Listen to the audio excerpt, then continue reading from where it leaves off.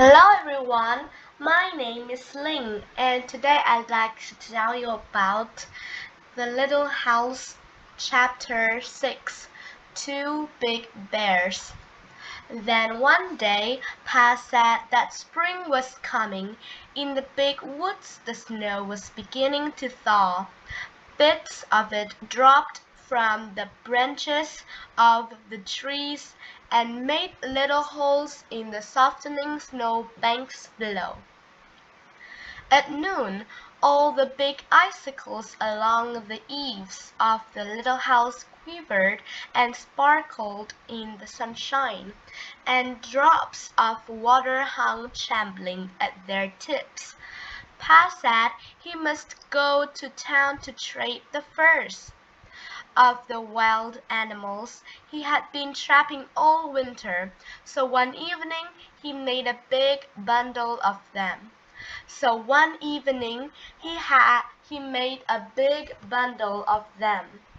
There were so many furs that when they were packed tightly and tied together, they made a bundle almost as big as Pa. Very early one morning Pa strapped the bundle of furs on his shoulders and started to walk to town. There were so many furs to carry that he could not take his gun. Ma was worried. But Pa said that by starting before sun-up and walking very fast all day he could get home again before dark. The nearest town was far away. Laura and Mary had never seen a town. They had never seen a store. They had never seen even two houses standing together, but they knew that in a town there were many houses, and a store full of candy and calico, and other wonderful things, powder, and shot, and salt, and store sugar. They knew that Pa would trade his furs to the storekeeper for the beautiful things from town, and all day they were expecting the presents he would bring them. When the sun sank low above the tree tops and no more drops fell from the tips of the icicles, they began to watch eagerly for Pa. The sun sank out of sight, the woods grew dark, and he did not come. Ma started supper and set the table, but he did not come. It was time to do the chores, and still he had not come. Ma said that Laura might come with her while she milked the cow. Laura could carry the lantern, so Laura put on her coat and Ma buttoned it up, and Laura put her hands into her red mittens that hung by a red yarn stirring around her neck, while Ma lighted the candle in the lantern. Laura was proud to be helping Ma with the milking, and she carried the lantern very carefully. Its sides were of tin, with places cut in them for the candlelight to shine through. When Laura walked behind Ma on the path to the barn, the little bits of candlelight from the lantern leaped all around her on the snow. The night was not yet quite dark. The woods were dark, but there was a gray light on the snowy path, and in the sky there were a few faint stars. The stars did not look as warm, as bright as the little lights that came from the lantern. Laura was surprised to see the dark shape of Sucky, the brown cow, standing at the barnyard gate. Ma was surprised too. It was too early in the spring for Sucky to be let out in the big woods to eat grass. She lived in the barn, but sometimes on warm days Pa left the door of her stall open so she could come into the barnyard. Now Ma and Laura saw him behind the bars, waiting for them. Ma went up to the gate and pushed against it to open it. but it did not open very far because there was Suki standing against it. Ma said, "Suki, get over!" She reached across the gate and slapped Suki's shoulder. Just then one of the dancing little bits of light from the lantern jumped between the bars of the gate, and Laura saw long, shaggy black fur and two little glittering eyes. Suki had thin, short brown fur. Suki had large, gentle eyes. Ma said, "Laura, walk back to the house." So Laura turned around and began walk toward the house. Ma came behind her. When they had gone part way, Ma snatched her up, lantern and all, and ran. Ma ran with her into the house and slammed the door. Then Laura said, "Ma, was it a bear?" "Yes, Laura," Ma said, "it was a bear." Laura began to cry. She hung to Ma and sobbed, "Oh, will he eat Suki?" "No," Ma said, hugging her. "Suki is safe in the barn. Think, Laura, all those big heavy logs in the barn walls, and the door is heavy and solid, made to keep bears out. No, the bear cannot get in and eat Suki." Laura felt better. "But he could hurt us, couldn't he?" she asked. "He didn't hurt us," Ma said. "You were a good girl, Laura, to do exactly as I told you, and to do it quickly, without asking why." Ma was trembling, and she began to laugh a little. "To think," she said, "I've laughed as a bear." Then she put supper on the top table for Laura and Mary. Pa had not come yet. He didn't come. Laura and Mary were undressed, and they said their prayers and snugged into the trundle bed.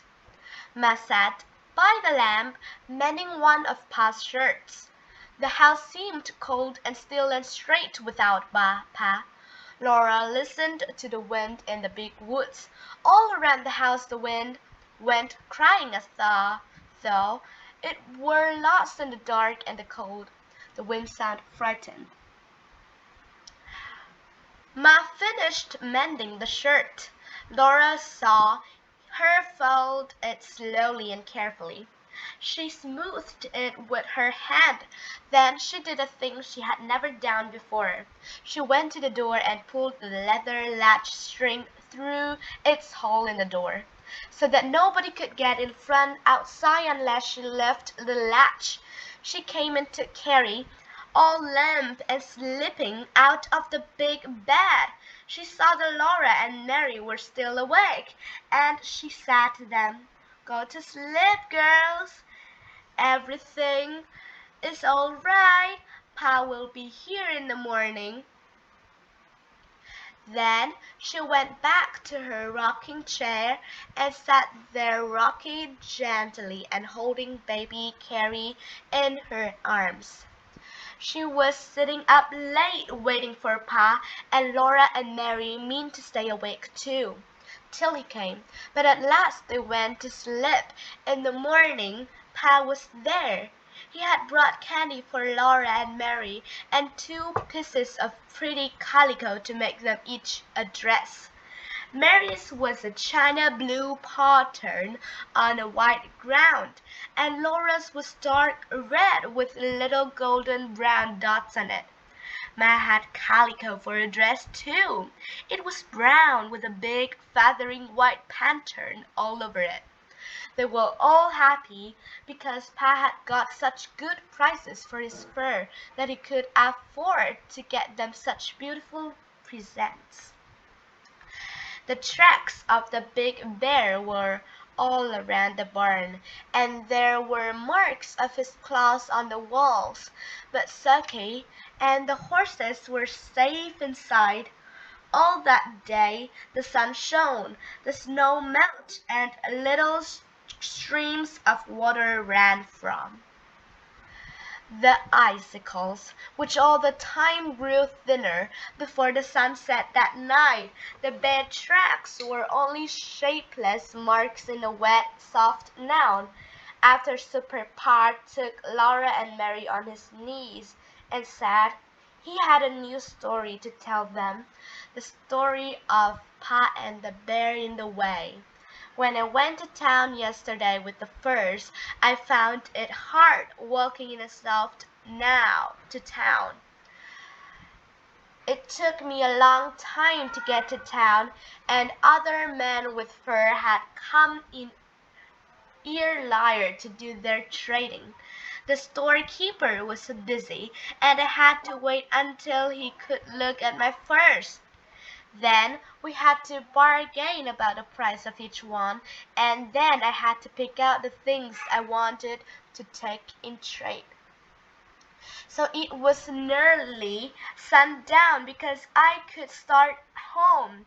I tried to hurry, but the walking was hard and I was tired, so I had not gone far before night came, and I was alone in the big woods without my gun. There were still 6 miles to walk, and I came along as fast as I could. The night grew darker and darker, and I wished for my gun, because I knew that some of the bears had come out of their winter dens. I had never seen tracks. When I went to town in the morning, bears are hungry and cross at this time of year. You know, they have been sleeping in their dens all winter long with nothing to eat, and that makes them thin and angry when they wake up. I did not want to meet one. I hurried along as quick as I could in the dark. By and by the stars gave a little light. It was still black as pitch where the woods were thick, but in the open places I could see dimly. I could see the snow road ahead a little way, and I could see the dark woods standing all around me. I was glad when I came into an open place where the stars gave me this faint light. All the time I was watching as well as I could for bears. I was listening for the sounds they make when they go carelessly through the bushes. Then I came again into an open place, and there, right in the middle of my road, I saw a big black bear. He was standing up on his hind legs, looking at me. I could see his eyes shine. I could see his thick snout. I could even see one of his claws in the starlight. My scalp prickled and my hair stood straight up. I stopped in my tracks and stood still. The bear did not move. There he stood looking at me. I knew it would do not go to try to go around him. He would follow me into the dark woods where he could see better than I could. I did not want to fight a winter-starved bear in the dark. Oh, I know how I wished for my gun. I had to pass that bear to get home. I thought that if I could scare him, he might get out of the road and let me go by. So I took a deep breath, and suddenly I shouted with all my might and ran at him, waving my arms. He didn't move. I did not run very far toward him. I tell you. I stopped and looked at him, and he stood looking at me. Then I shouted again. Then there he stood. I kept on shouting and waving my arms, but he did not budge. Well, it would do me no good to run away. There were other bears in the woods. I might meet one any time. I might as well will deal with this one as with another. Besides, I was coming home to my new girls. I would never get here if I ran away from everything in the woods that scared me. So at last I looked around and I got a good big club, a solid, heavy branch that had been broken from a tree by the weight of snowing in the winter. I lifted up in my hands, and I ran straight at that bear. I swung my club as hard as I could, and brought it down a bang on his head. and there he still stood. For his was nothing but a big black burnt stump. I had passed it on my way to town that morning. It wasn't a bear at all. I only thought it was a bear because I had been thinking all the time about bears and being afraid I'd meet one. It really wasn't a bear at all, Mary asked. No, Mary, it wasn't a bear. It wasn't a bear at all. There I had been yelling and dancing and waving my arms, all by myself in the big woods trying to scare Tom. Laura said ours was really a bear, but we were not scared because we thought it was Sucky. Pat did not say anything, but he hugged her tighter. Ooh, the bear might have eaten Na and me all up, Laura said, snuggling closer to him, but Ma walked right up to him and slapped him, and he didn't do anything at all. Why didn't he do anything? I guess he was so surprised to do anything, Laura, Pa said.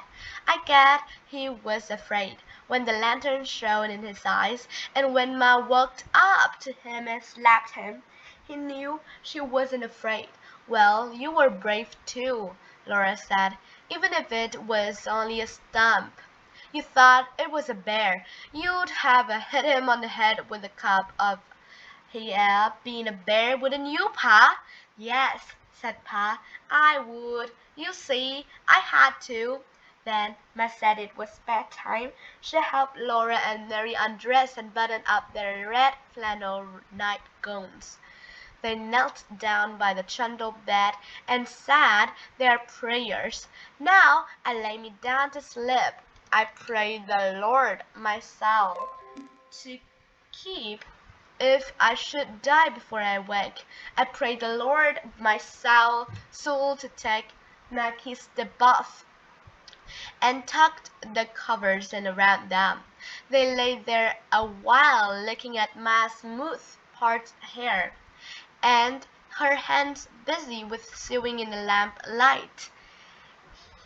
Her needle made little clicking sounds again with her thimble, and then the thread went softly swoosh through the pretty calico that Pa had straight for Laura looked at Pa, who was greasing his boots, his mustache and his hair and his long brown beard were silky in the lamplight, and the colors of his plaid jacket were gay. He whistled cheerfully while he worked, and then he sang.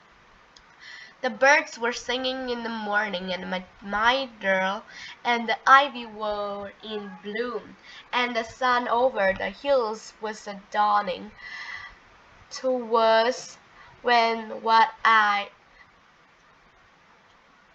that I laid her in the tump. It was a warm night. The fire had gone on coals on the hearth, and Pa did not build it up. All around the little house, in the big woods, there were little sounds of falling snow, and from the eaves,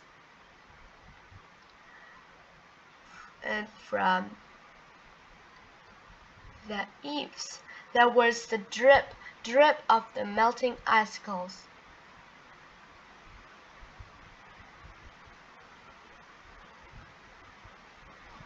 In just a little while the trees would be putting out their baby leaves, all rosy and yellow and pale green, and there would be wild flowers and birds in the woods.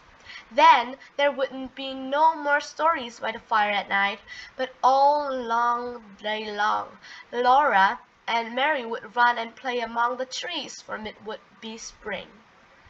Goodbye everyone. Thanks for listening me. Goodbye. See you next video.